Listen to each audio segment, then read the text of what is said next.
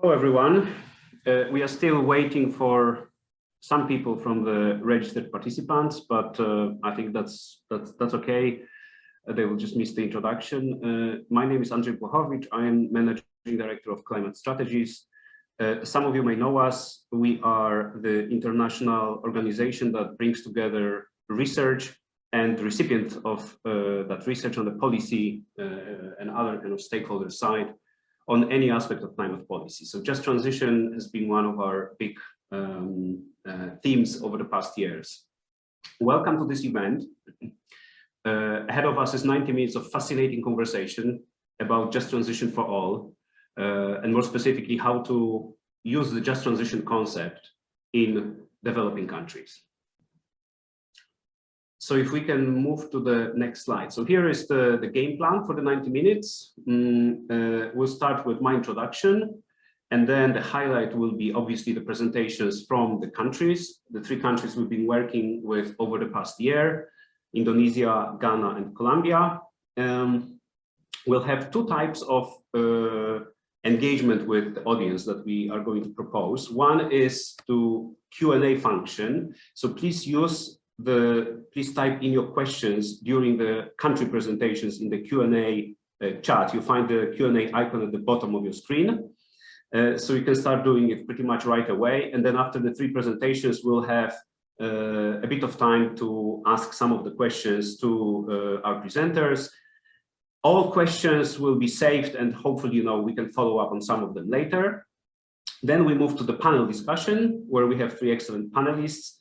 And after that panel, we want to really give some of you a chance to ask questions live.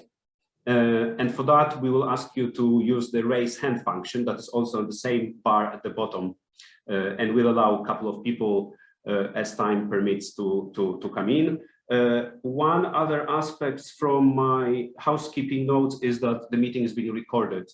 So that is important, I think, mostly for our internal use and sort of subsequent work on the project.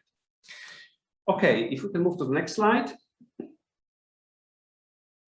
So just transition is so much about personal experience. I would like to share with all of you some of my experience and how we ended up doing this work that we are currently discussing. So on the first picture presents a hat, a miner's hat. I come from Poland, where when I was attending the primary school, probably 90% of electricity was generated from coal.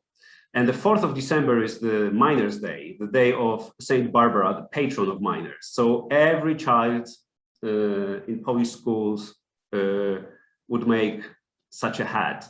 And we were doing all kinds of parade, and it was great fun, But basically, it was association, mining, miners. It's great stuff to celebrate. The middle picture is the national emblem of Poland, because later on I started working for the Ministry of Environment in Poland, trying to co-shape climate policy. And you can imagine the challenge it created in a country so much dependent on coal. And finally, the third icon is the logo of Climate Strategies, where we have been working on coal, but also oil, gas transition, and the just transition as the overarching topic across the world. So if we can move to the next slide. So then some of you may have attended COP24 in 2018. The COP came to the heart of the Polish mining region. So how big of a deal that was? And of course, you may also remember the Polish presidency proposed this Solidarity and Just Transition Silesia Declaration. So a statement supporting just transition that was co-signed by several heads of states. And we, with Climate Strategies, we hosted a mini event there, which basically was trying to answer the question, can just transition be used in practice to shape policies of countries? And we brought together a group of researchers, and we also brought together stakeholders, including CEOs of power plants and stuff like that. It was fascinating. But after this, what we realized is that, lots of the conversation is about how this concept is implemented in Europe, but there was very little discussion, understanding about how this can be implemented in developing countries. We can move to the next slide.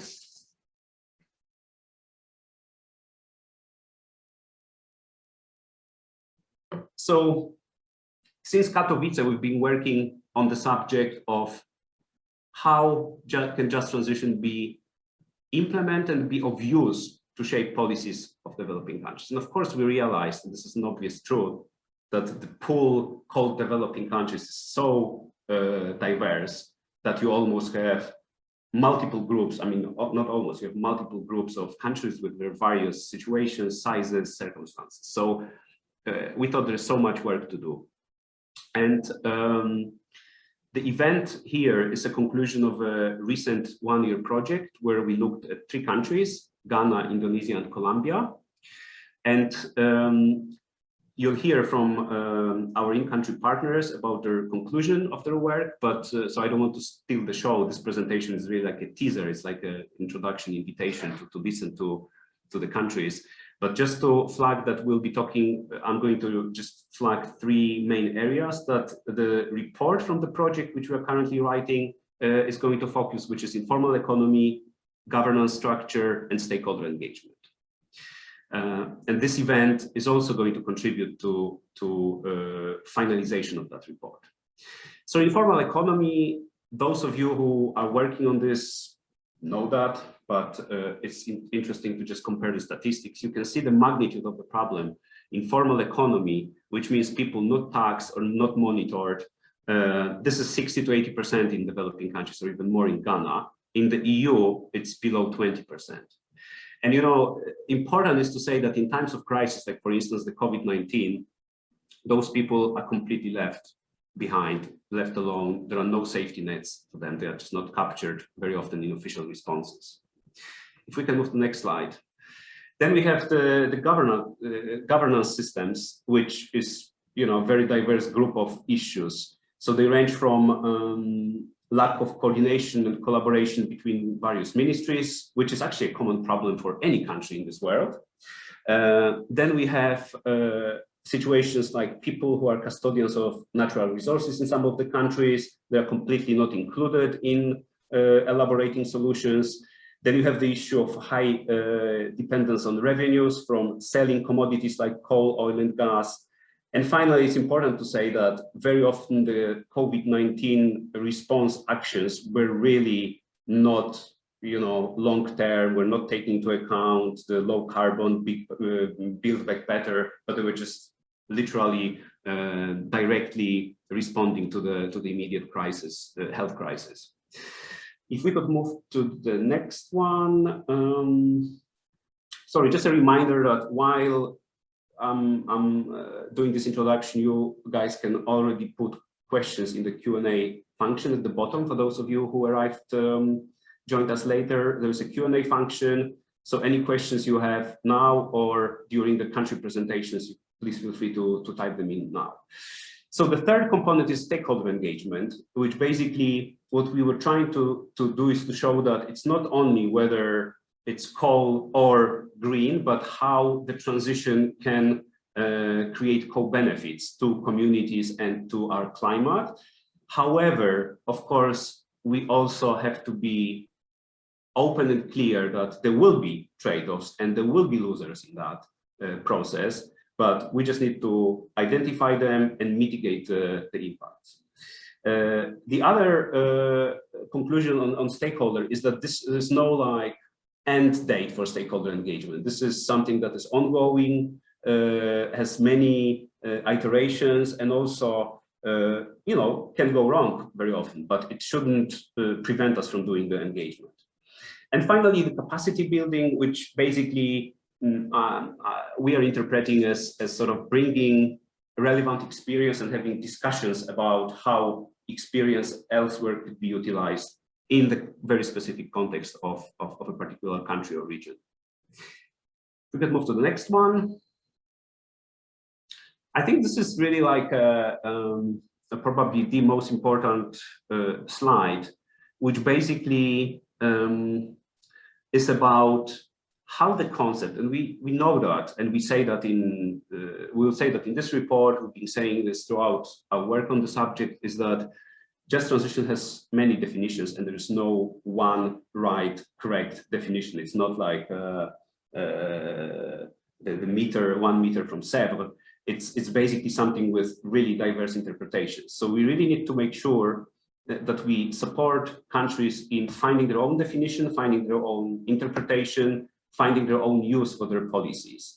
The important point from this list is this creation of communities of practice, and we've done it already in the 3 countries that we'll be presenting. We'll continue this work over the coming 2 years, and we will be adding 6 more countries. So we'll end up having 9 countries with diverse situations, problems, opportunities, and hopefully the 9 countries will create enough of a population to be able to draw conclusions that are relevant for a large group of countries.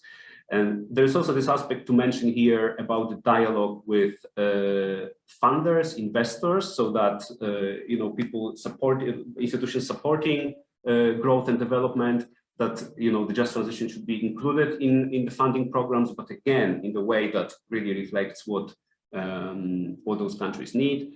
And the last one, I just want to flag that diversity of developing countries, so the fact that it's not a homogeneous group, is actually strengthening the just transition concept. So that is really important to keep in mind. Can we move now to the last slide? So this is basically to acknowledge and thank our partners Dala Institute in Indonesia, University of Ghana in Ghana, and Fedesarrollo in Colombia, as well as acknowledge support for this project from the European Climate Foundation, for which we are very thankful. So I think with this, I think we are good on time, and I'm going now to move to the first presentation. The first presentation will be from Indonesia by Sri Lestari from the Dala Institute for Environment and Society. Tari, the floor is yours, and you have 10 minutes. Thank you very much. Thank you very much, Andrzej. It's my pleasure to be here and to share the experience of Dala Institute in its engagement with the government of Indonesia on just transition to achieve its NDC commitment. And the next slide, please. And this is the agenda of my presentation today. And we can move to the next slide. Dala Institute is a research and consulting organization that offers services on research, monitoring, evaluation, and learning, as well as technical assistance in the field related to climate change and sustainability. Our team consists of young researchers and professionals who are interested in the topics such as climate finance, climate policy, natural resources management, forestry, and supply chains. And we are registered in Indonesia and also in the UK. The next slide, please. We partner with the climate strategies in undertaking a study to incorporate just transition strategies in the developing countries context by aligning just transition with the country's NDC and COVID recovery responses. Indonesia is selected as one of the countries in this study because of the size of its population, its geographical condition, and its potential for emission reduction. Indonesia is an archipelagic country with more than 17,000 islands, making its coastal area and coastal communities vulnerable to climate change. And Indonesia is also the 4th most populous country in the world, with up to 75% of the population is in the working age, and therefore ensuring job opportunities is one of the key factors in managing the Indonesian economy. And as a developing country, informal economy is also an important part to take into account in Indonesia, in which up to 60% of the total workforce work in the informal sector with very minimum social protection. And in addition, there is a significant inequality and disparity in the way the development is being managed in the country, which often large corporations benefit more from the government policies and programs, leaving the indigenous and vulnerable communities behind. And looking at all of these factors, transition could bring both positive and negative impacts. So it's very important for the government to make sure that the transition process take place fairly, inclusive, and taking into account the need of the most vulnerable communities. And if managed properly, the transition could provide also opportunities for the Indonesian economy. And on the other side, if the government is not ready to respond to change, transition can also harm the economy and exacerbate the already existing social and economic problems. The next slide, please. We conducted this research from September last year until March this year. And on that time period, we did desk research to gather some preliminary information on just transition in Indonesia. And subsequently, we conducted some interviews with key stakeholders and also organized for meetings and webinars in the form of knowledge sharing, capacity buildings, and informal meetings. And next slide, please. We engage several directorates, departments, and units in the Ministry of Manpower, the focal point for just transition issues in Indonesia, the Ministry of Environment and Forestry, the NDC focal point, and the Ministry of Tourism and Creative Economy, as well as the Ministry of Cooperative and Small Medium Enterprises, which their work is greatly related to the informal economy. And we also engage with the Indonesian Labor Union that is actually quite advanced in a sense that they have participated in various international meetings and conferences on just transition. And we also get in contact with the IESR, a think tank organization that has been doing several studies and projects related to energy transition in Indonesia. We can move to the next slide. Just transition is not something that has never been heard of in Indonesia. In fact, the government of Indonesia is one of the signatories to Silesia Declaration. It's a good start, but there is still a lot of work need to be done to make sure that this commitment is translated to government policies and programs and also being implemented on the ground. And one of the very good news is that the Ministry of Manpower had facilitated a tripartite dialogue that brought together government, labor unions, and employer organizations, where just transition was discussed as an important part of climate change mitigation and adaptation. Unfortunately, the official result of this dialogue is yet available to public. And talking about the NDC, the current Indonesian NDC does not explicitly mention just transition, but there is an implicit reference in the preface underlining the need to fulfill employment opportunities and people livelihoods linked to poverty alleviation. And there is a possibility that the updated NDC, which should be available anytime soon, will probably explicitly mention just transition, but again, it can only be confirmed once the document is available to the public. And on the other hand, the 2050 long-term strategy on low carbon and climate resilience that is currently still in the drafting process is explicitly incorporated just transition along with gender equity. The country progress to achieving its NDC commitment cannot be separated from the interaction between government agencies that are responsible or related to it. And the government's departmental responsibilities related to climate change have been fragmented since the dismissal of the Indonesian National Council of Climate Change in 2015. And the coordination of the 18 ministries that was previously done by this council is now scattered across various departments, and several key ministries are inefficient due to overlapping activities. And at the moment, despite that the government organization talk to each other, there is still lack of effective communication and coordination to shape and deliver the GT agenda, just transition agenda in Indonesia. We can move to the next slide. And based on our engagement with various stakeholders, we understood that in overall, just transition is relatively a new topic in Indonesia.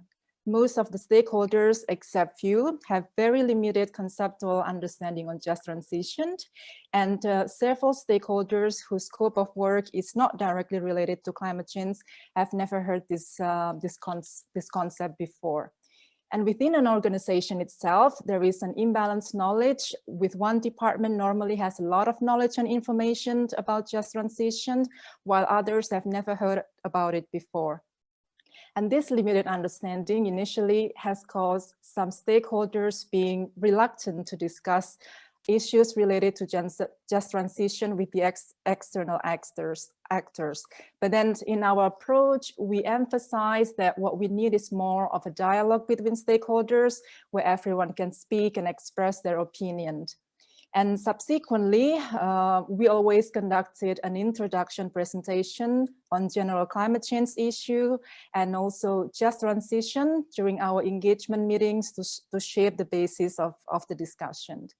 And due to all of these factors at the moment, just transition in Indonesia is mostly discussed at the elite policy level, where the policies and program has not yet been formulated and the implementation is still lacking. And similar to other developing countries, informal economy is an important and integral part to take into account for just transition. In Indonesia, up to 60% of the total workforce work in the informal sectors with minimum social protection. And micro and small medium enterprises account for 97% of the total Indonesian workforce. Therefore, the MSME are a critical engine in the wake of the pandemic. And the impact of the pandemic on micro, small and medium enterprises and the workforce is severe, in which the revenue of the MSMEs decreased by 40 to 80%, and changes in the number of workers are also being felt in all types of businesses between 30 to 80%. Informal economy is a cross-cutting and cross-ministerial issues, as there is no dedicated ministry or agency responsible for it. Therefore, it's very important to involve all the ministries, especially Ministry of Cooperative and Small and Medium Enterprises and the Ministry of Tourism and Creative Economy for the inclusion of the informal economy for the transition. Next slide, please. Finally, we conclude that just transition has started to be discussed by relevant actors in Indonesia, but it has not yet been translated into government policies and programs on the ground. And the discussion and literature on just transition is mostly on the developed countries, where the governance structure and social protection is very different to the context of Indonesia. And at the moment, Indonesia is still looking a suitable model to be adopted for shaping its agenda and delivery, and to formulate a just transition Indonesian style. The government responses to COVID are not linked to strategies to manage climate change, and also to its NDC commitment. We've seen some diversion of the ministerial budgets for capacity buildings and training programs to improve labor skills, but they are not part of the climate actions and just transition. And in addition, the focus of labor market management in Indonesia is more on job creation and skills. They are not directly linked to strategies to transition to lower carbon economies. And next slide, please. And this last slide talk about the possible work that could be done in the future after this research in Indonesia regarding the just transition. And as interministerial communication and coordination is one of the main issues in the just transition in Indonesia, we could have creating a task force or working group on just transition for climate actions. And this idea was actually proposed by a representative of one of the ministries we engage in the discussion. We could also work with the Ministry of Manpower in conducting a study or preparing planning documents. And they mentioned that they are preparing a assessment on the impact of climate change on the labor sector, and they plan to make a national action plan on this. And they are also willing to create a critical occupationalist specific to climate change, that is to map out the job that disappear and the job that actually created by the climate change. And we could also work specific into sectors, because the study that we did is not is general. And we didn't really go into the detail in the key sectors and labor market that is important for transition. And lastly, we could also introduce just transition to the already existing government programs, such as the one owned by the Ministry of Manpower, that is the pre-employment training. This is the program to train and to match the labor with the labor market. And that's all from me, and thank you very much. Thank you very much, Tari. What I propose we'll continue the presentations. One thing, however, I want to mention, which was something that I stated wrongly, we actually not only are recording the whole event, but we will post the recording for people to be able to listen to after the event. So that has, you know, implications of what we say in events like this. So apologies for this. There are already questions. There are 3 brave people who posed a question. Actually, our panelists have also access to them. So please put more questions. We try to answer them in the round of discussion after the presentation. So without further ado, I'm inviting Kwabena Anaman, who's a professor of economics at the University of Ghana, to present the Ghanaian conclusions. Kwabena, thank you.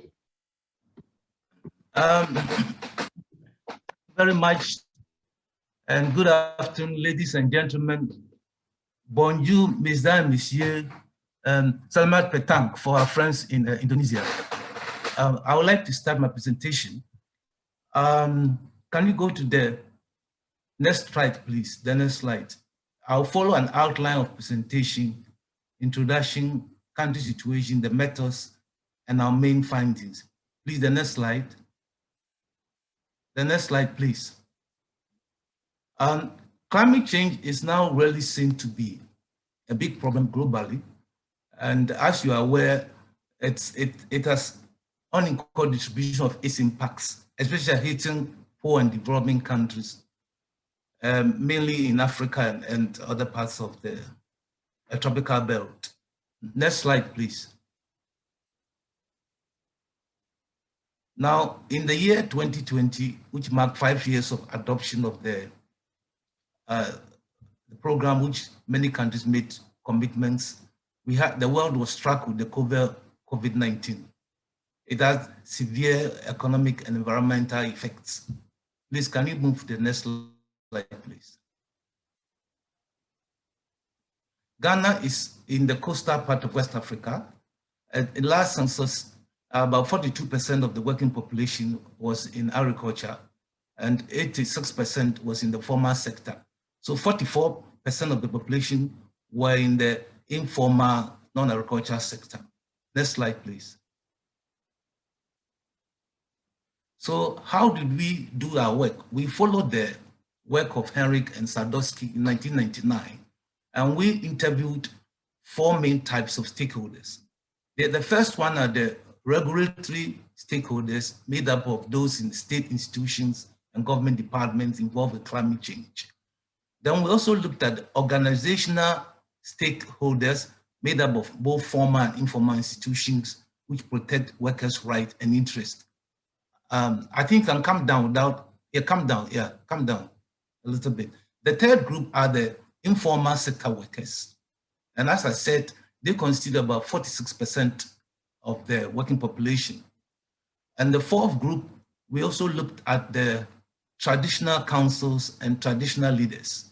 Ghana is made up of 2 main types of inheritance system. Roughly 50% of the population follow the matrilineal inheritance system, and another 50% follow the patrilineal inheritance system. With the matrilineal inheritance system, the women are very powerful. The Queen Mother actually is the exercise veto powers in who becomes a chief. So we cannot really talk about just transition strategy without looking at the inheritance system, because the traditional leaders they are custodians of the water resources, the land, and many issues related to climate resources. Next slide, please. Next slide.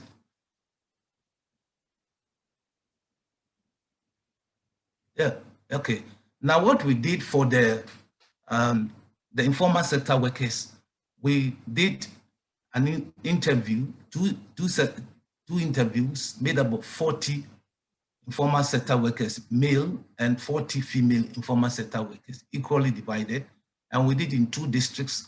It was based on scientific sampling technique, randomly selected. So we did the equal mix of female, male sexes to try and identify whether there were any gender differences in our responses. The sample size of 80 also allowed it to do some statistical analysis where we could make some conclusions. And for our qualitative study, we interviewed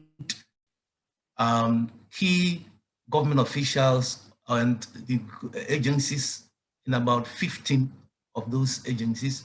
And again, for the traditional councils and the traditional leaders, we interviewed the queen mothers in 2 traditional councils and also the kings or the paramount chiefs in 2 traditional councils. Then we also interviewed quasi public organizations like the Ghana National, the labor unions, with the Trade Union Congress and others. Please, next slide.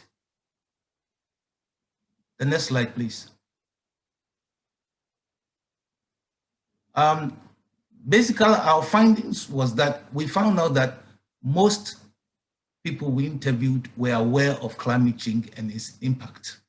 But as to whether they've heard about issues related to the national determined contribution or government action to deal with climate change, most of the workers, 80%, said they have not really heard of these government responses, though they were aware climate change did affect their work.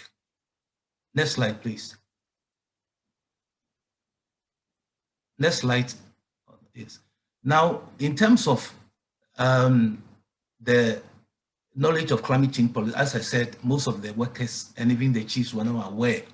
But what we clearly saw was that they felt that the climate change did affect them, and that then secondly, we also did some analysis to find out whether the effect of these just transitions to climate change.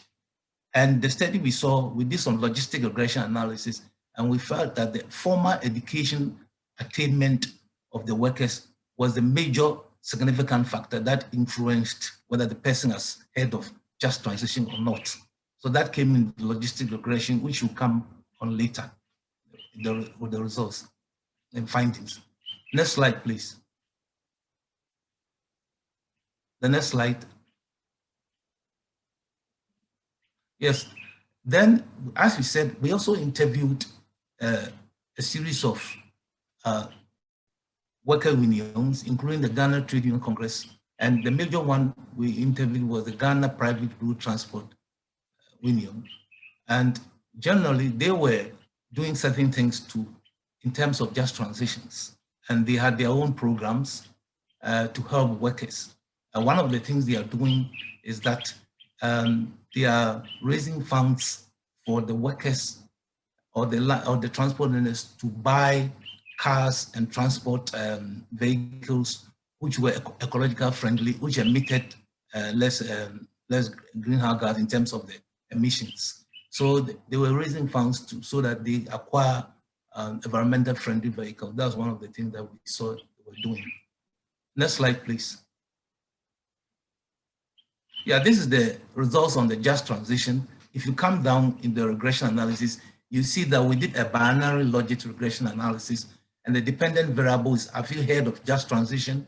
1, or if you haven't heard of it, 0. And the parameters you used, formal education was statistical significant factor. If the person had increasing level of formal education, then it was more likely the person would have heard of just transition strategies. Next slide, please. Now, in terms of the adaptive response strategy to COVID-19, we found out that imposed restriction on the free movement and cancellation of social events had a lot of effect on workers. The informal workers, many of them did not have anywhere to go, and they virtually had no sales. And after 3 weeks, pressure forced the government to relax the lockdown because people were, it was a very serious problem. A lot of people didn't have anywhere to go in terms of getting revenues, and some were even seriously hungry. So the government relaxed the lockdown after 3 weeks. Most of the informal workers complained that they were affected, their sales went down, and as you are aware, 86% of the workers are in the informal sector, around 44, 46 are in the informal non-agricultural sector, and they were really affected. So this finding was also supported by the traditional council, the paramount chiefs, and the queen mothers. They all agreed it was a problem, and they had to come in to get some philanthropists to help raise funds to be able to support some of their citizens who were affected. The government also came with some relief measures and to help. But overall, the adaptive response strategies were reasonable, but the effect of the COVID impact was quite considerable. Next slide, please.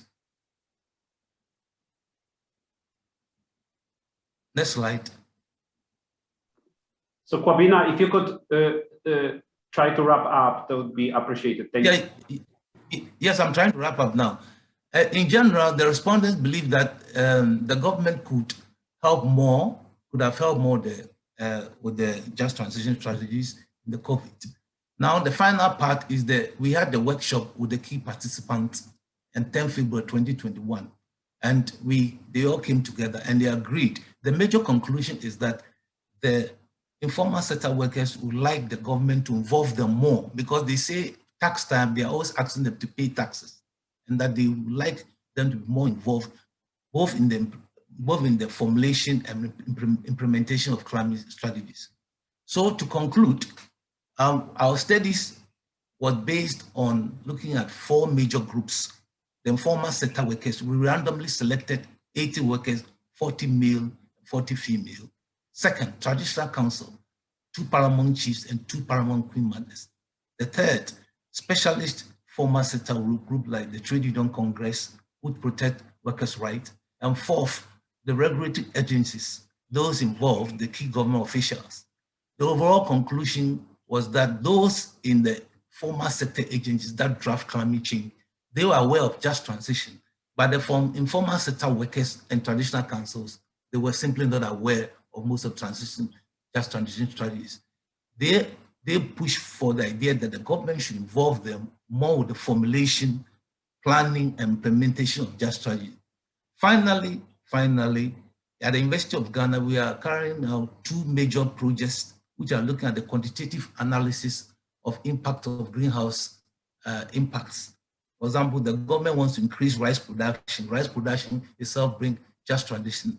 Now, I think we can look at just transition much more quantitatively and look at impacts on laborers, impacts on capital owners, and impact on the whole economy. Thank you very much. Thank you very much for those amazing insights. So I think without further ado, we will move to Colombia so that we can then have a conversation about the 3 countries. Thanks very much for the questions. Please type more questions in. We'll try to ask as many as possible. Let me introduce Eduardo Uribe-Botero, who was participating in our project in his capacity as researcher at Fedesarrollo, but he's currently the director of the energy group of Bogota. Eduardo, the floor is yours.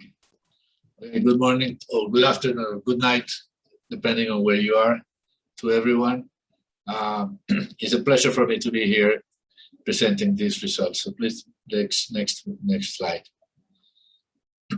Well, Colombia, you see there where Colombia is located. Colombia is a relatively large country in terms of population, 48 million people. And between 1973 and 2018, Colombia had a very fast rhythm of progress in social indicators, education, health. And we're doing quite well until COVID-19 arrived. when this progress was suddenly stopped and even we lost some ground. The GDP in Colombia is mainly in services. Industry is also important, 30%, and agriculture. And informal employment is 47%. It may be higher today because of COVID-19, and poverty rate is 28% of the population, and it may have also grown significantly during the last year. Next, please. Colombia is, the global emissions of Colombia are not, very significant from the global point of view. It's only 0.4% of global emission. And our emissions are 2 tons per person per year of CO2, which is, for economies of our size, is comparatively low, because most of our energy comes, 70% of the energy matrix in Colombia is hydropower. So it's a relatively clean economy compared to the rest. Now, 50% of the emissions come from the follow sector, that is mainly deforestation. Mainly deforestation, that will be our main source of the CO2 emissions.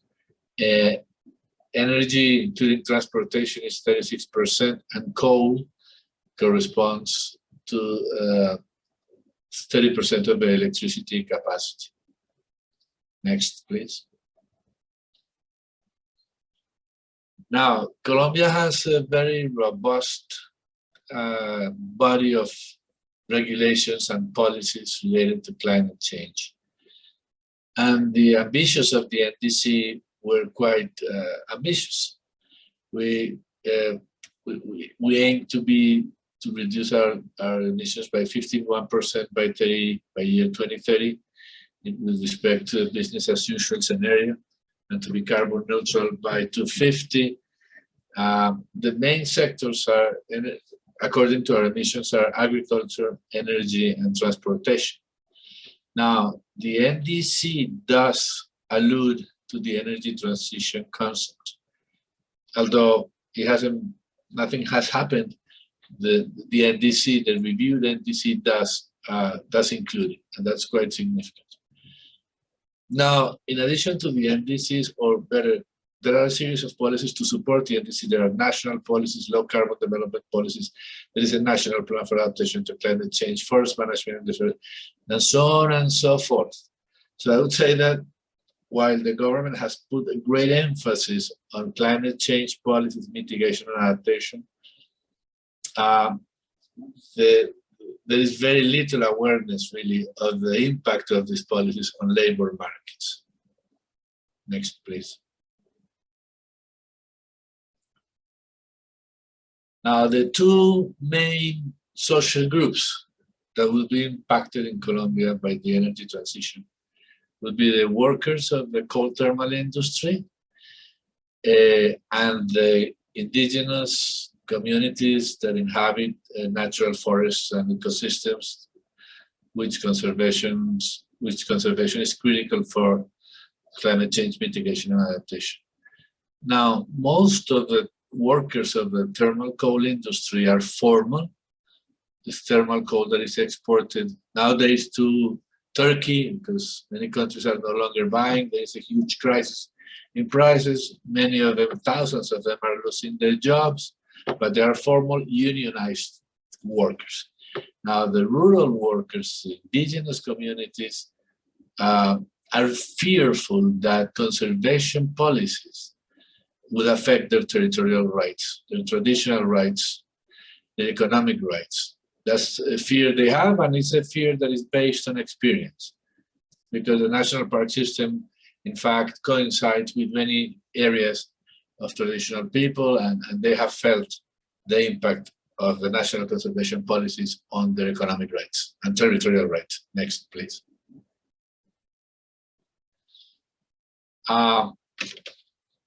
So, while policies and regulations have, environmental policies and regulations have mainly focused on energy and conservation, the impact, like I said before, on labor markets have been very small and have received little attention.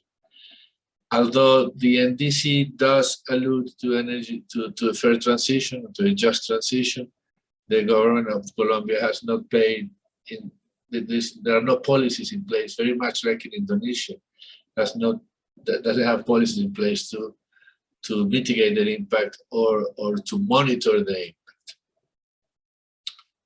Now the government has, like Indonesia, and I was very surprised about the coincidence of Indonesia and Colombia. The government is, of course, very concerned about job creation, and nowadays, I don't know if you know, there is a big upheaval here in Colombia about that, and the government is, of course, extremely concerned about jobs, the creation of jobs, but those policies are not focused on the impact of energy transition or the impact of climate change. They are not focused there. They're by no means. Next. Now, there are several barriers to progress. The main one, I think, is that just people don't, in general, I talk to unions, industries, associations of workers, indigenous communities. They don't really make the link between climate change or energy transition to labor markets. There's a big lack of information between the relationship between those two. Now, if there was information, of course, barriers today would be the cost of retraining workers, formal workers of the coal industry, of the cold chain. That may be a problem. Now, the other thing would be the cost of securing traditional communities inhabiting ecosystems and forests, providing them with economic alternatives that are compatible to conservation of the ecosystems. Now, also, in those areas where industries like coal mining will be very affected, economic incentive would be needed to promote investments, private investments in those areas to pick up that labor that is, of course, used to being formal.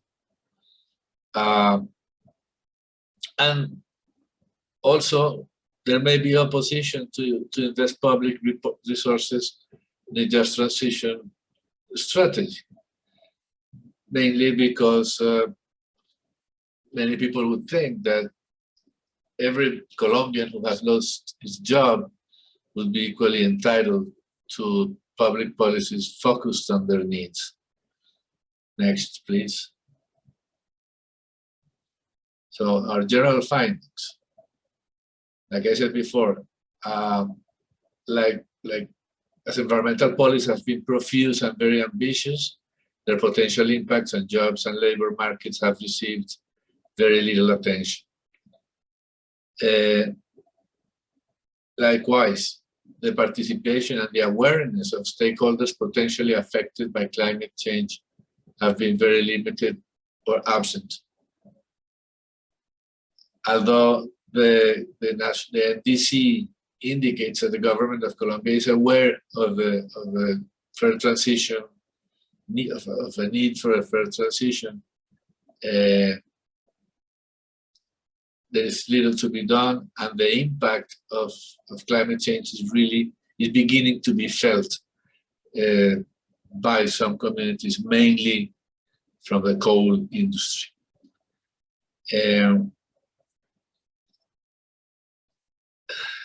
There are no strategies in place for the mitigation of the impacts.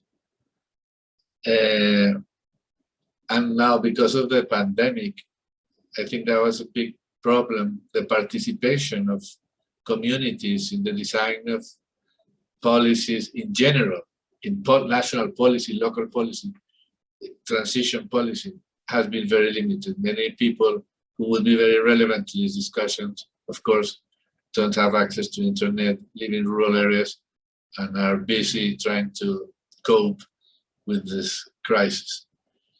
And also the pandemic has diverted the attention of the government to more urgent and pressing problems, health. And today, like I said, I don't know if you have read the papers, but these days, in Colombia have been extremely, this last month, in fact, extremely difficult. Next, please. Now, the fact, like I said before, the two focus of Colombia, the two areas that would more affected would be the rural areas and oil and gas. In the case of the rural areas, deforestation is a big thing there. Of course, most of the people who depend on forests are informal. Many are indigenous campesino communities, Afro-descendant communities that live in rural areas. In some cases, they are related to illicit activities like illicit crops, illegal mining, deforestation. So the challenge to focus on those communities is not an easy one. Now, like I said, in the Afolo sector, the creation of new protected areas, the expansion of the national park system is something that those communities fear very much because they could impose additional restrictions, and if there are no alternatives, they will be, you know, they will be carrying a large cost of environmental policies themselves. Now, in the oil and gas sector. Eduardo, if you could come to the conclusions shortly, because this is the last one, I think. Thank you. Super. The oil and gas sector, people in the oil and gas sector are really not aware of this problem. That it has a medium term, and in coal, retraining of workers will be important. Next. The general recommendations.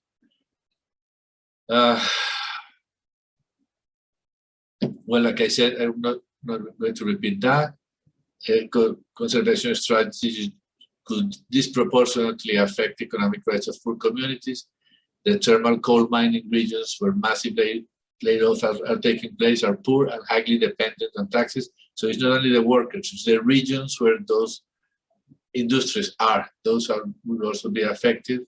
Alternative sources of income in colonization regions are key, and those communities who are, many of them, working in illegal activities should be a focus. And the government should promote investigations to understand what's happening and what solutions could be made. Thank you. Thank you very much, Eduardo, and thank you very much to all panelists. Thank you very much, all presenters, and thank you very much for the questions that appeared in the Q&A function. So what I'm going now to do is to make a round, starting with Tari and then to Kwabena and Eduardo. And here are the three questions that I would pose based on the contributions by our participants. So the first one, which I really think is really the key, is the question about communicating with those people who are not familiar with just transition. And it, could also have a component of, for instance, in Ghanaian case, of the traditional leaders, right? How that communication, do we need different language, do we need different kind of methods and tools? The other one is the kind of coordination between various government departments or units, whether there are any recommendations or observations on how this could be improved.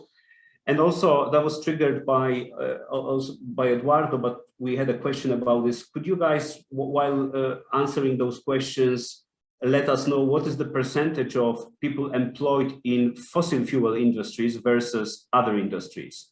Because I think this is really important, because we are trying to holistically here talk about just transition, not only in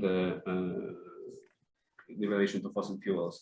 So maybe like 2-3 minutes, if I could ask you to be very brief. Tari, would you like to start? And of course you can pick and choose from, you don't have to answer everything, and Yes, please. Yeah, thank you. Yes, thank you. I'll start with the third question, the percentage of people employed in the fossil fuel industries. So we haven't really made a research on this. So I think I have to gather the information and maybe post it later on this. And I have a data, but it was only in the coal industry. So I think it won't answer the question. And on the communicating, the first question about the communication with the stakeholders who are not familiar. So I think the language here is that we have to make it as simple as possible, and we have to use the language that they use in the daily basis. We are not going to talk about jargon. We're not going to talk about this whole Paris Agreement and all of these international words. So we just use the word that there is simple. And what we try to do is normally to, as I said before in the presentation, so we inform them what is climate change, what are the issues, and we also try to relate. I'm sorry, I think I have to wake up a little bit. So the communication here is what we did before was we invited some of the stakeholders, such as ministry, that are not familiar with the topic. And then we usually give a short introduction presentation on the climate change, how it impacts them, and what is just transition, and what they can do. And then using the simple language, it will actually make them understand, and they can also present again, what is their understanding, and then we can clarify. And the second question is the coordination with the various departments. I think there is also a question how it possibly being done if there is no mandate. So in Indonesia, in the past, there was a mandate where there was a council, so it was easier because there is a formal way to communicate. But at the moment, because there is no mandate, it's difficult. So what we could suggest is basically is informal engagement, and we have to do it as intense as possible with every stakeholders. And I think we have to be more proactive in doing it. And I think that's it. If there is no mandate, then there are nothing much we can do except this informal engagement. Yeah, thank you very much for reading the chat, Tari. Kwabena, would you like to go next? Yes, I think you raised the issue of the proportion of the workers who are in fossil fuels. Ghana, I think, will be less than 1%, possibly roughly 10,000 workers, so maybe 0.1 of 1%. It's a very small proportion. In terms of the communication, as I said, the traditional leaders are very, very important because they hold custodians of water resources, land, forests, and really they have a regional and national House of Chiefs. So I think the government should make more efforts to communicate with this national and regional House of Chiefs issues dealing with climate change. There's some communication, but the impression I got from the Parliament Chief and Parliament Queen Mother is that they know very little on these issues at all. So that they were even very happy with him, that they didn't hear much about it. Then in terms of coordination with among the various departments, that is a perennial issue everywhere. And that I think largely is an issue the government must grasp. But currently, I don't think there's much coordination, even though the Environmental Protection Agency does release information to people who request. So for example, the climate change emissions research we are doing, we are able to calculate for all the 48 industries. We have to go in there, look for the data, and they'll give it to you. So the data is there. It's just that you need to more or less make effort on yourself to get the data. So the coordination, I think, can be improved. Thank you. Thanks so much. Eduardo? Okay, and the percentage of people working on fossil fuels, as you said, that percentage should be very, very small. Really, mining is not a sector that creates many jobs, but mining is a sector that generates royalties and taxes. Formal is the main source of coal, is the main source of royalties from the mining sector in Colombia, and those resources, royalties, taxes by the coal sector are hugely important for social welfare regionally and nationally. So the impact of transition should not only be measured on the number of jobs directly related, but on the impact of the activity on the economy, which is huge in the case of coal in Colombia. Now, communications. I think that local governments have a big place to play here. Local regions where the problems are being felt because the coal mines are being closed, or because indigenous communities feel that their rights are being restricted. I think local governments have a lot to say to communicate to regional and the national government their concern. The national government is more distant from those regions and not always aware of what's going on in small community. So I think that communication should begin from the bottom up, and hopefully someone at the higher levels will understand those concerns. And now on the coordination issue, yes, there is a big problem here. Where you have the Ministry of Labor, the Ministry of Environment, the Ministry of Agriculture, the Ministry of Mines and Energy, and they have their own targets, their own social, the indicators that measure their accomplishments are not coordinated. So if you are the Minister of Mines, they ask you how much coal you produce. If you are the Minister of Environment, how many hectares you protected. If you are the Minister of Energy, how many kilowatts you generated. And there is a very little coordination on issues like this that include them all. And that is a matter of leadership. You need, at the national level, leadership capable of securing that the objectives of all converge into, you know, the well-being of everyone, and in this case, of the workers that will be affected by climate policies. Thank you very much. Unfortunately, we have to move to the panel discussion. However, I would ask our presenters if you could have a look at the Q&A function. There are some interesting questions there. One is about the ownership of land territory, which was appearing in your presentations. The other one is the role of private sector, and there's also a question on the current situation in Colombia and whether this is the right time for just transition. We actually have a representative of the Ministry of Environment from Colombia in our panel, so I hope that will be addressed somehow there. But yeah, if you could answer the questions directly in the chat box, that would be appreciated. If not, in any case, those questions we will discuss later on.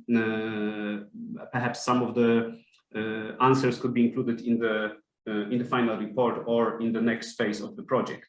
Thank you very much to Tari, Kwabena, and Eduardo for your contributions. And now it's time to move to the panel discussion. We'll run it the following way. Rather than having initial statements by the panelists, I'm going to ask each panelist a question, and then they will share their views on that. We go through the three panelists, and then there will be time for live questions. So please raise your hand while the panelists are presenting, and then we'll try to also accommodate and let a few people in to ask their live questions. The first panelist is Claudia Strambo from the Stockholm Environment Institute. Claudia, I mean, my question is really, I know you guys, you and SEI have been very active on the just transition subject in many geographies, in many countries. And of course, we heard that you can't generalize, but at the same time, based on a pool of experiences, you can draw some conclusions and recommendations. Would you be able to share your views on sort of like how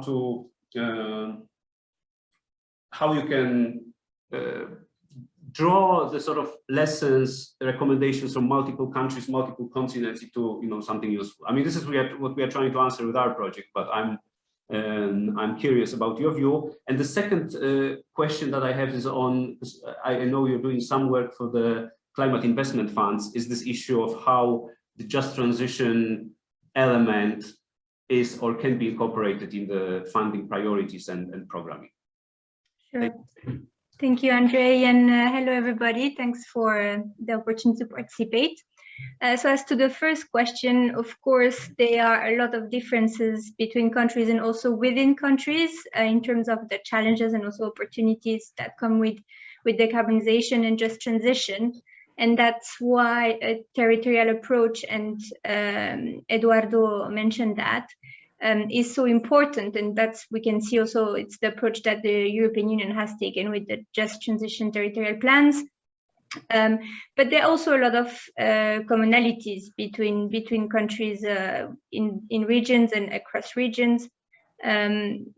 Some of the important points are around, well, informal workers. Most of developing countries have more than 50% of the population that are in the informal economy, and most of the solutions or proposals or experiences we have regarding supporting workers in industrial mining transitions are for formal workers. So there is definitely a lot to do there, and a lot to explore around the ways in which developing countries have been supporting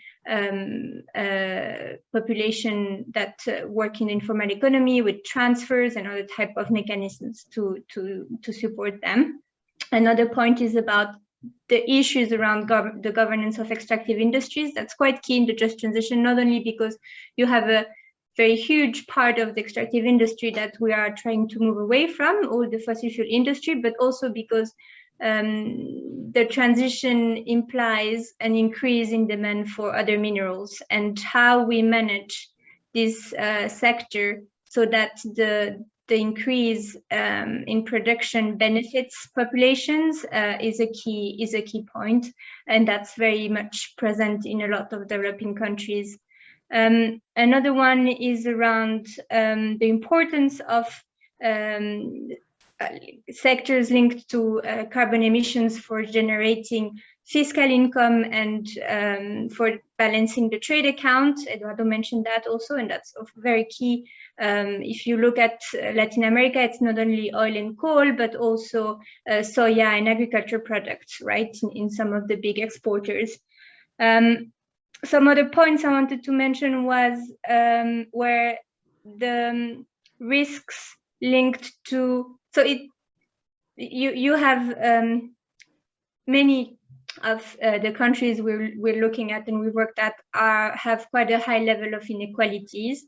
And when you look forward, it's not only about avoiding new inequalities of worsening inequality, but address inequality that exists already, right? And here I want to mention a report by the IDB, the Inter-American Bank of Development, where they show that about 80% of new jobs created by decarbonization in Latin America within sectors that are now dominated by men. So all these opportunities, if we don't change the way women are integrated in labor markets, they won't be available to women, right? So that's also another point. I think that's very much present across regions. I think I'll leave it there and answer to your other question to leave time for other panelists regarding the finance, the multilateral finance, and the role of multilateral development banks in supporting just transition. So there are interesting things happening. The EBRD, the European Bank for Reconstruction and Development,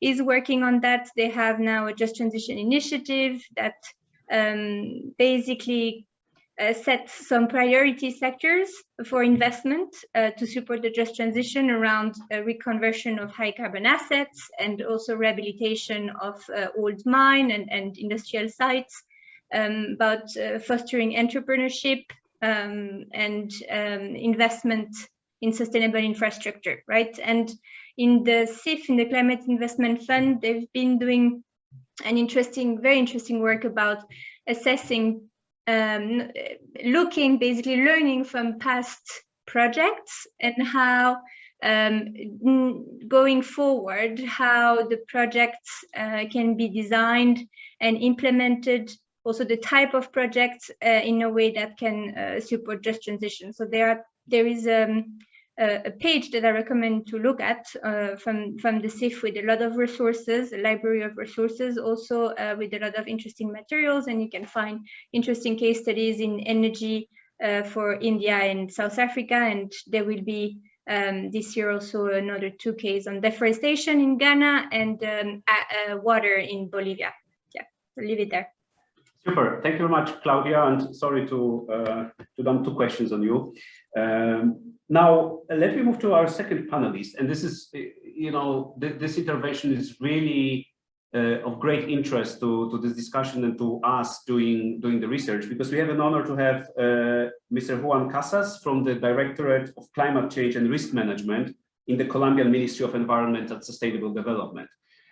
And really, we all know that very often we kind of produce nice papers and policy briefs and stuff like that, but ultimately it is about the uptake of this, whether this is useful, what are the real challenges you guys have, and what can we do here in the sort of analytical work to support. So any comment on any reality check, Juan, who you could give us would be highly appreciated. Yeah, well, thank you very much, Andrzej, and thank you everybody for connecting to this transmission.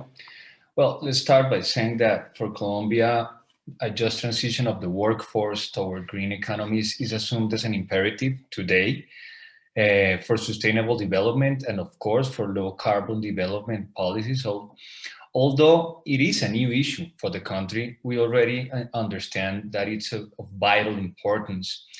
That is why we, in our updated NDC, we included a goal of formulating a strategy for the just transition of the workforce by 2023 as a cross-cutting element or compliance with the Paris Agreement commitments. The wording of the goal, which has been developed with key support from the ILO, emphasizes on social dialogue as a vehicle to link the participation of employers, workers, and government in the design and implementation of environmental goals.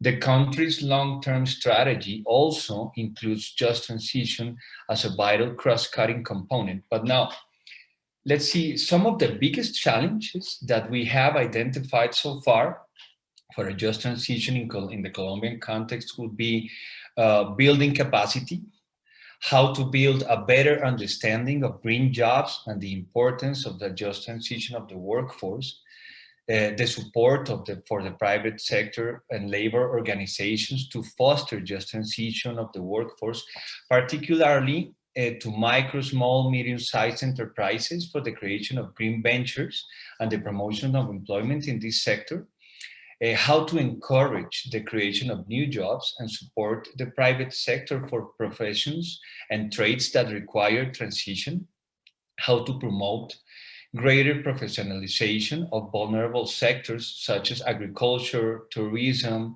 transportation, and mining and energy. How can we encourage dialogue between companies and workers to identify consensual routes for labor transition, how to promote the formalization of employment, which is, as Eduardo already pointed about, informality is about 48% in the country, and it's getting worse every day with COVID-19 crisis. The transportation, well, and in some specific sectors, we see that the transition of the coal and coke mining population, which is large in the country, and which is mostly small and medium mining. Some 50,000 families will be impacted by this.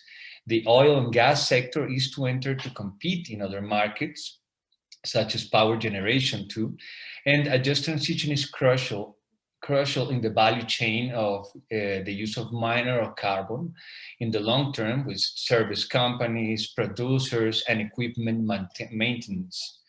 Labor transportation, labor transition of those who work in maintenance of fuel vehicles will be key also, since efforts are focused in the acquisition of electric vehicles.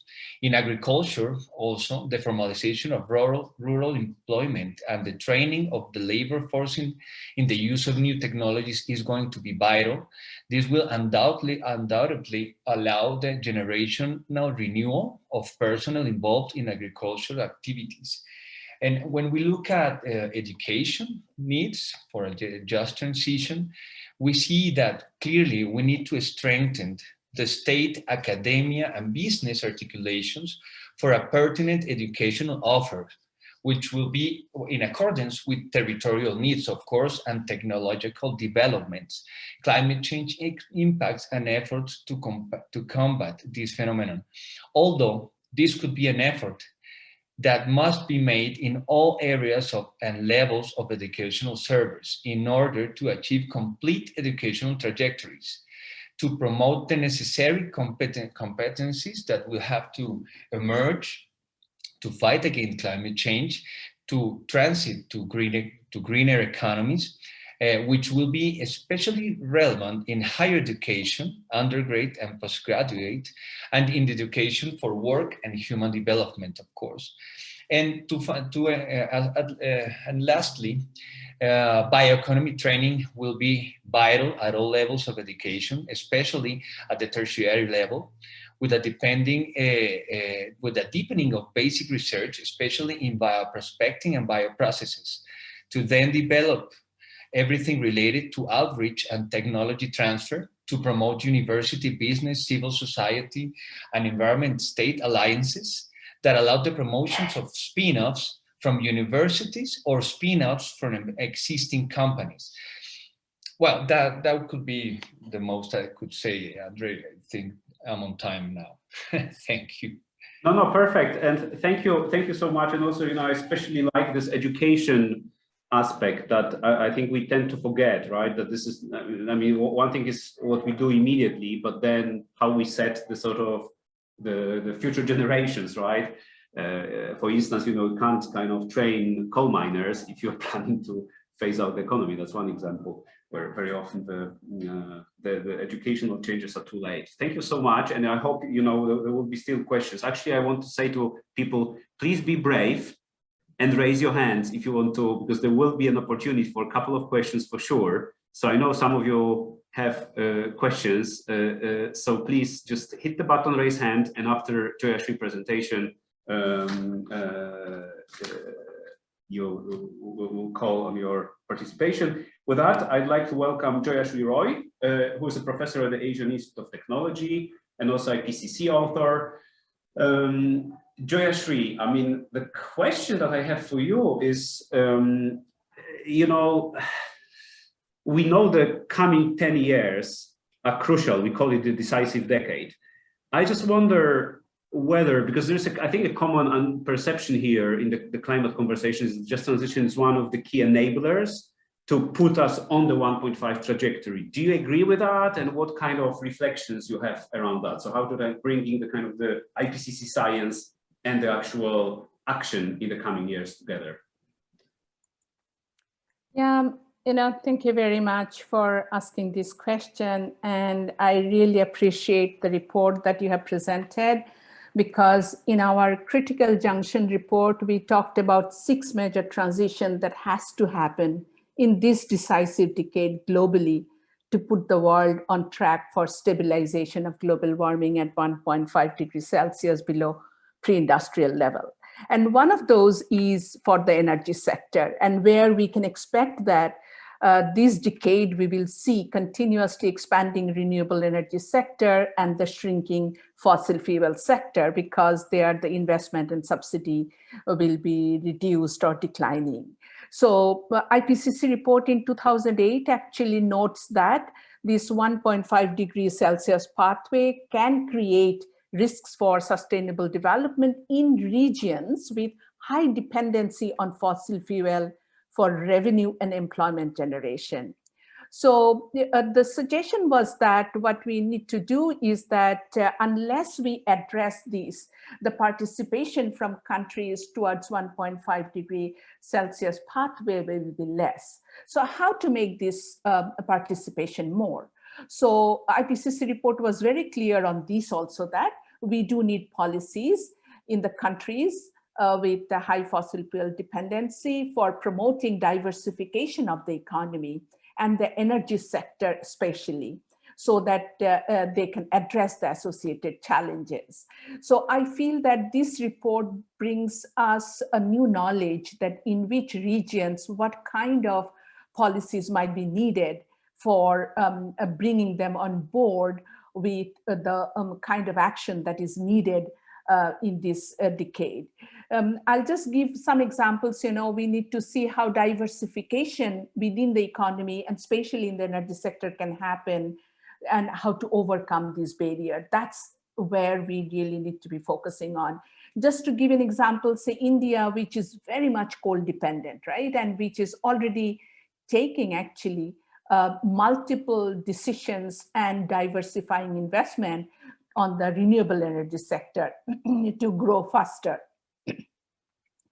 And I'll give another example from Bangladesh economy, which is actually dependent on natural gas. Sorry.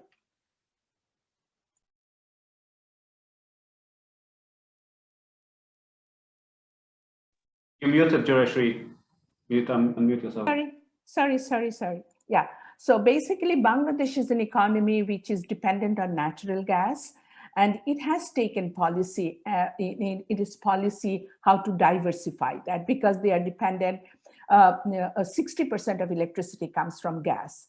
So our research shows that there is possibility of leapfrog technology, given their the drilling technology network and infrastructure already in place, like for geothermal and hydrogen.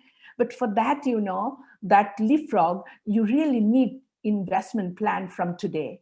And that cannot happen on the national capacity only. There is need for global cooperation and human capacity building as well from right now. And just give another example, say for Bhutan, it is 100% hydroelectric based country, right? So on that front, it doesn't have a problem, but it has a problem on the transport sector, which is oil dependent. So on this, I'll just come to the next insight that we got from Critical Junction report is that we need zero emission transport sector. And there what we talk about is that we really need electricity driven vehicles and expansion of public transport, shared mobility, etc. And from that point of view, I can see that for Bhutan, electrification of transport sector can be one of the policies which they can adopt.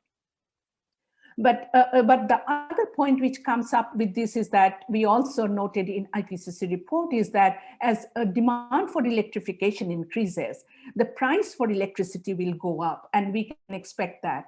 And in the countries, it might create a distributional justice issue. So we do need redistributive policies in place when making such decisions for more and more electrification.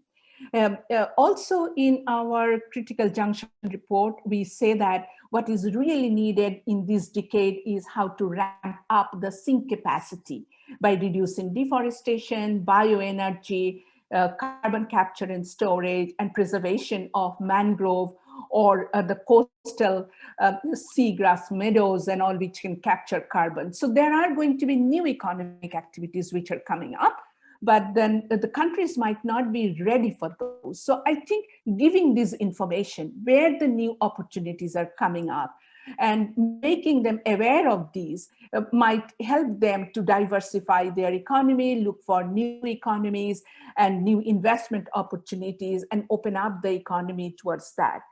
If I have just 1 more minute, then what I can say is that the other insight that we really get, which is very important from our Critical Junction report, in this decisive decade, what we need is change our demand and food and dietary system. Because food production, 50% of food we produce goes to waste. So food waste reduction has a huge potential for delivering 1.5 compatible growth path, you know. So this is something which is pretty easy, but then every country has to make some regulations, take some action, and in the supply chain, how waste can be reduced. These are the ones which should be worked out. And for each country, this can be worked out. And so like what you have done for these countries now, you can expand it more and try to see how these can be implemented in these countries.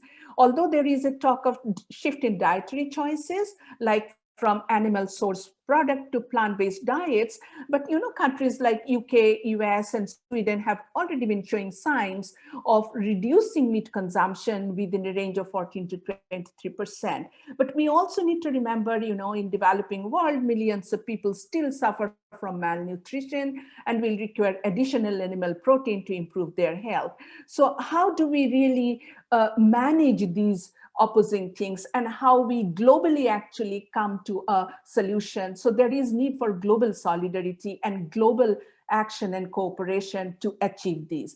Of course, there are need for, say, zero carbon human settlements. What we see in Bangladesh, that there is huge potential for implementing building codes, but there is lack of capacity. So there is more training need, more education need, as my previous panelist has already mentioned that. So there is scope for new activities, but that has to be done through global cooperation and national interaction. So I will stop here and then I'll take up any question if there is any. Yeah, thank you very much, Joyashree. And I am renewing my appeal to all of you. But as inspiration, you know, a colleague from our team, Adriana, has a question to just demonstrate how the system works. I hope maybe we have capacity for one more question. But Adriana, would you like to ask your question? Yes, thank you, Andrzej. I hope everybody can hear me. I was actually thinking that in relation of what Joyashree, global cooperation is very important. But to a certain degree, when we talk about the just transition in developing countries and NDCs, we always tend to look at it probably at the national level. And I've seen that there is a common discourse in many countries in which they think they continue polluting because their neighbors are still doing it. And this is not only for developed countries, but for developing countries. So I was wondering, how can we really leverage and boost South-South collaboration so that these developing countries are coming as a united front instead of seeing each other as competitors or thinking that they're left behind if they actually take this approach towards a just transition? Yeah. This is really important because I'll just give one example, right? Say for India, the Bureau of Energy Efficiency started the whole implementation program in all sectors for the appliance standards, building codes, and also a different kind of, so that you can have efficient production processes in different sectors, industries, buildings, and everywhere. But when I work in Bangladesh economy now, which is a neighbor, which has very little penetration of energy efficient technologies. And I realized that it is really lack of capacity. So I think there is a huge potential. Both the countries can come together and learn from each other. And, this is a very easily transferable knowledge, and so there will be a global the South-South cooperation, and which can help. And we wrote in a recent paper which we showed that if SDG becomes a framework for diplomacy, then the countries will try to see how under SDG framework they can collaborate. And they actually have all these different targets under SDG, say SDG 7 for the energy sector, right? Where energy efficiency improvement, etc. are there. So I think there are now global framework which allows for cross-country cooperation for all these sustainable development actions. So I think we really need to talk about these things more, almost on a daily basis, to make it happen. Yeah, thank you, Joyashree. And I think the same question, because it's actually a nice concluding. We are almost out of time. So maybe if I could ask Claudia and Juan to just elaborate on this collaboration question, which is, I think, a great one, to just conclude, and also invite you to, be in touch with us in the coming years. Claudia, would you like to start? And then, thank you. Thank you. Yeah.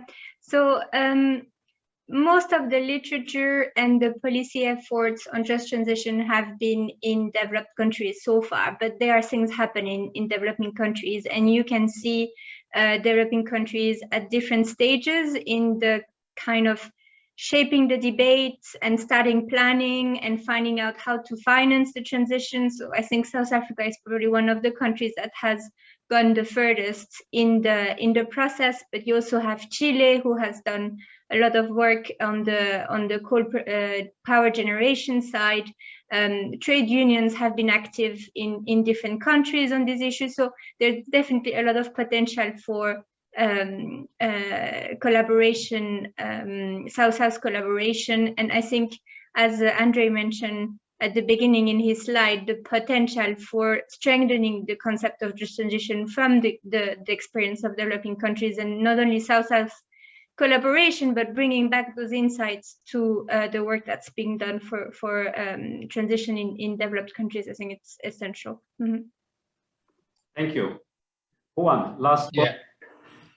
Yeah, thank you very much. Well, yeah, actually in Colombia we are working on, we're promoting regional dialogues between countries that are starting to develop just transition strategies. This is going to happen with the support from the ILO. And we are also in communication with Chile and Costa Rica and other countries that have been working on them for longer periods. And I think it's key that countries in this region that we have similar challenges and we have lessons learned that are similar too from the countries that are already advancing on these issues. We have to communicate. It is vital. And for that, one crucial thing is finance, which is something that we have been struggling with in Colombia, because we have all the will and the governmental will, the policy, the political will to do this, but we need finance to achieve it. And lastly, I would like to address, if I may, a question that was raised in the Q&A section about the dialogues in Colombia, the possibility of dialogues in the current crisis that we're facing with the discontent with the government. I think it's key. I think it's something that Just Transition shows us is the power of dialogue and the need for tripartism and the need for dialogue in order to rise out from the economic crisis that countries in development like Colombia are facing, and due to the COVID crisis and social historical crises. So I think it is time to introduce Just Transition in the dialogues that we are currently having. And well, I'll leave it to that, and thank you very much. No, many thanks, and again, apologies for keeping you all 3 minutes behind the schedule. We know this is challenging, the times where you have to hop between various meetings, but I just wanted to say thank you very much to our country presenters. Thank you very much to you panelists. Thank you to the attendees, because that's important. You know, clearly people gave us their time and found this interesting. I also want to ask our team at Climate Strategies, Julian, Nia, Adriana, and Tim, for making this event possible. And I just wanted to say, as I mentioned, we are planning to work 2 more years on those 3 countries and 6 more countries, which we are yet to identify and identify the local partners. So we literally will be talking about creating a community of practice in those countries. So we please be in touch with us. We'll be in touch with you. We try to benefit from the discussion and insights you have given us. And yeah, I'm sure we'll meet again in the coming months. So thank you very much. Have a nice morning, midday, or evening, wherever you are in the world, and see you very soon. Thanks very much. Thank you.